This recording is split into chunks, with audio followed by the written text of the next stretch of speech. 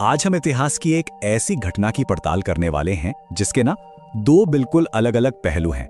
कहानी है एक गुरु की, एक साम्राज्य की और एक ऐसी शहादत की जिसने सब कुछ बदल कर रख दिया। तो यही वो सवाल है जो हमें इस कहानी की तह तक ले जाएगा। आखिर वो क्या था? वो कौन सी चिंगारी थी जिसने इतिहास का पूरा रुख ही मोड़ दिया? चलिए मिलकर पता लगाते हैं। अब देखिए, इस कहानी को समझने के लिए हम एक थोड़ा अलग रास्ता लेंगे। हम इसकी शुरुआत करेंगे इसके अंजाम से, मतलब उस शहादत से जिसने एक पूरे साम्राज्य की नींव तक हिला दी थी। साल 1675 दिल्ली।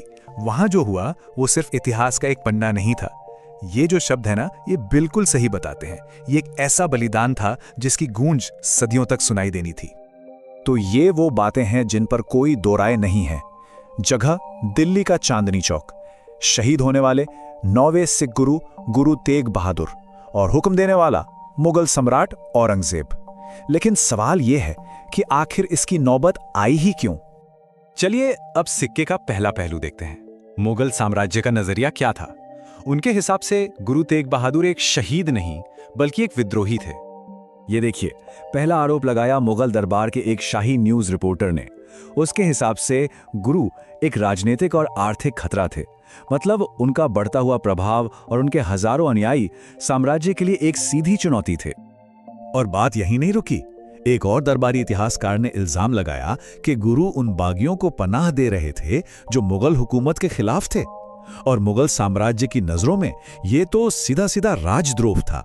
तो फिर सवाल यही उठता है, क्या यह सजा एक राजनीतिक विद्रोही को दी गई थी या फिर बात कुछ और ही थी? क्या यह सिर्फ सत्ता का संघर्ष था या इसके पीछे कोई और गहरा कारण छिपा था?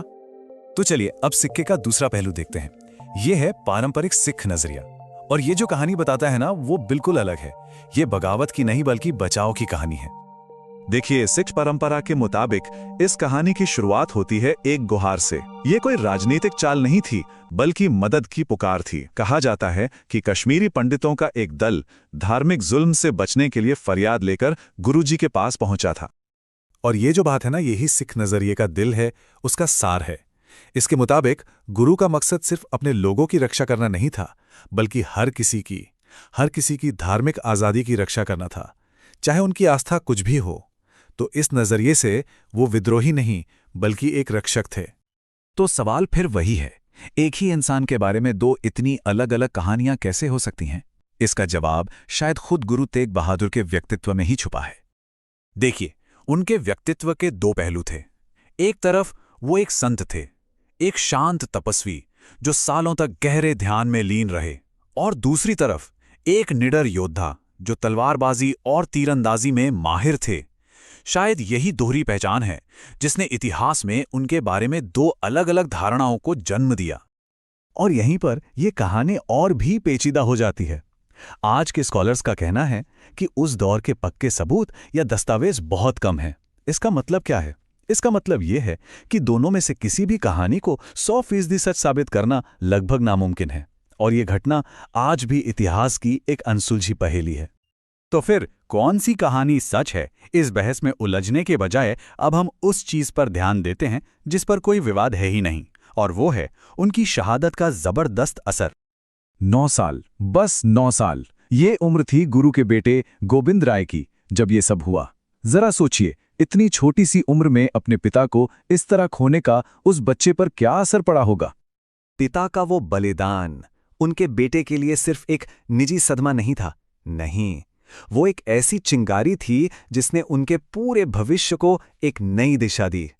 और इसी चिंगारी से एक नई विरासत की नींव रखी गई, खालसा पंथ की। तो उस शहादत का सीधा नतीजा था खालसा पंथ की स्थापना। ये सिख समुदाय के लिए एक नई, एक संगठित पहचान थी। एक ऐसा समुदाय जो संत सिपाही था, मतलब अंदर से संत और बाहर से एक योद्धा। तो कुल मिलाकर इस एक शहादत ने सिख समुदाय को हमेशा हमेशा के लिए बदल दिया। इसने जुल्म के खिलाफ उनके इरादों को और भी पक्का कर दिया, और सबसे बड़ी बात, दूसरों के अधिकारों की रक्षा करना उनकी पहचान का एक अटूट हिस्सा बन गया। और हम आपको इसी गहरे सवाल के साथ छोड़े जाते हैं। अपने धर्म के लिए नहीं बल्कि दूसरों के धर्म की रक्षा के लिए अपनी जीवन का बलिदान दे देना, इसका क्या मतलब है? यही सवाल इस पूरी कहानी की सबसे बड़ी विरासत है। एक ऐसा विचार जो आज भी हम सबको सोचने पर मजबूर करता है।